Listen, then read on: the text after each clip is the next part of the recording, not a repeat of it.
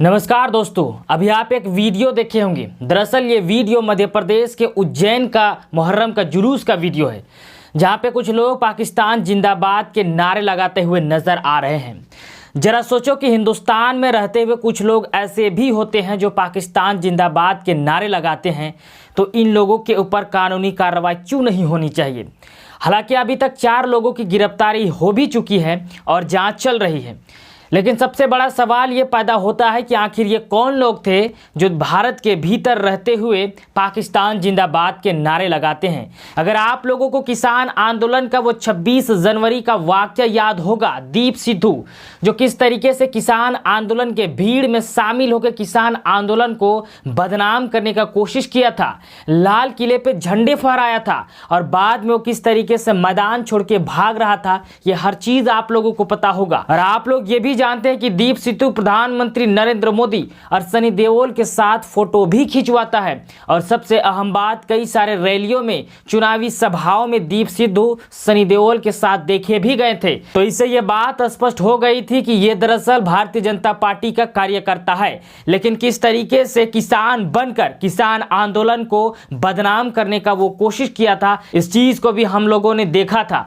तो हो सकता है कुछ इस तरीके की चीजें भी हो, चूंकि बहुत सारे लोग ऐसे भी है जो इस जुलूस में शामिल हुए थे। उन लोगों का कहना यह है कि हम लोगों ने पाकिस्तान जिंदाबाद का नारा नहीं लगाया था, बल्कि हाजी साहब जिंदाबाद का नारा लगाया था। लेकिन ये एक जांच का विषय है और जांच होनी भी चाहिए कि आखिर सच्चाई क्या है। हालांकि वीडियो को सुनने से तो यही लगता है कि कुछ लोग ऐसे हैं जो ये कह रहे हो पाकिस्तान जिंदाबाद, लेकिन इसकी निष्पक्ष जांच होनी चाहिए और दोषियों के ऊपर कड़ी से कड़ी कानूनी कार्रवाई करने की जरूरत है, चाहे वह किसी भी धर्म के मानने वाले क्यों ना हो। लेकिन गोदी मीडिया भाई अपना काम करेगी। पहले सुने। तालिबान के एक्टिव होने के बाद देश में भी कई सपोले अपना फन निकालने लगे हैं।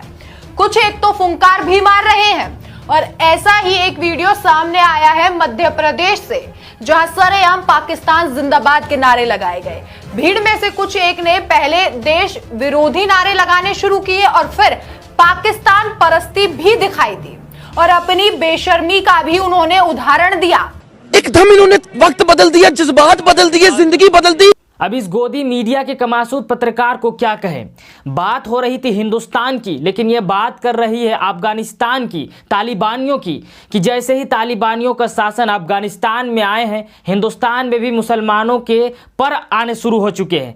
पता नहीं ये लोग किस तरीके से बात करते हैं, बेतुकी बातों को करते हैं। अगरचे तालिबानियों ने अफगानिस्तान में कब्जा कर भी लिया है, तो उससे हिंदुस्तान के मुसलमानों का क्या लेना देना। लेकिन इन लोगों को एक मसला चाहिए होता है और उसी चीज का ये लोग फायदा उठा रहे हैं। इससे कबल तो ये लोग हर चीज में पाकिस्तानियों के साथ हिंदुस्तान के मुसलमानों को जोड़ दिया करते थे, लेकिन अब इन लोगों को एक नया शगुफा मिल चुका है, अफगानिस्तान, तालिबान। अब उसी के साथ ये लोग अभी जोड़ के चलेंगे, चूंकि अभी काफी ज्यादा ट्रेंड जो कर रहा है। उज्जैन में मुहर्रम के जुलूस में शहर काजी की उपस्थिति में पाकिस्तान जिंदाबाद के नारे लगाने से अंतर्राष्ट्रीय स्तर पर बाबा श्री महाकालेश्वर की नगरी उज्जैन का नाम बदनाम हुआ है। अतः आपकी मां से अनुरोध है कि शहर काजी सहित समस्त देशद्रोहियों पर राष्ट्र धारा 124A व अन्य धाराओं में तत्कालीन प्रभाव से कार्यवाही की जाए तथा उनके समस्त मकानों को तोड़ा जाए तथा उनकी समस्त शासकीय सेवाओं व सुविधाओं को बंद किया जाए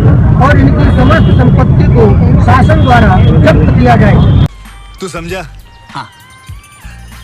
नहीं, तू समझा नहीं। अब जैसे ही सोशल मीडिया पे इस तरीके के वीडियोस वायरल होने लगी, विश्व हिंदू परिषद, RSS, बजरंग दल के कार्यकर्ता इकट्ठा हो गए और तरह तरह के डिमांड्स रखने लगे। और हक भी बनता है, जब इस तरीके से देश के भीतर में रहते हुए कोई इंसान देश विरोधी नारे को लगाता हो, तो उसके ऊपर कानूनी कार्रवाई की मांग करने की जरूरत है। कोई भी कर सकते, हम आप कोई भी, लेकिन हम इस तरीके के बात कतई भी नहीं कर सकते कि इन लोगों के घर को तोड़ा जाए। ठीक है, उसमें से कुछ ही लोग होंगे जो इस तरीके के बात किए होंगे, लेकिन वो आदमी जिस परिवार से ताल्लुक रखता होगा, पूरा परिवार उस तरीके के कामों को नहीं करता होगा, तो हम किसी के घर को क्यों तोड़े, क्योंकि एक घर में पूरा परिवार जो रहता है। लेकिन इन लोगों को कौन समझाएगा। ये लोग जिस तरीके से बात को करते हैं, ऐसा मालूम होता है कि यही लोग सुप्रीम कोर्ट है, यही लोग न्याय है, हर कुछ यही लोग हैं। अब किसी भी तरीके से न्याय के लिए दूसरे जगहों पे जाने की कोई जरूरत नहीं है। कि उज्जैन का मुसलमान भारत देश के दुश्मन पाकिस्तान की जिंदाबाद के नारे लगाता है, तो मैं उज्जैन के मुसलमानों से ये पूछना चाहूंगा, आज भारत देश ने तुम्हें खाने को, पीने को, रहने को, राजनीति करने के लिए हर प्रकार की सुविधा दी है, फिर भी तुम तुम्हारे बाप को पाकिस्तान समझते हो।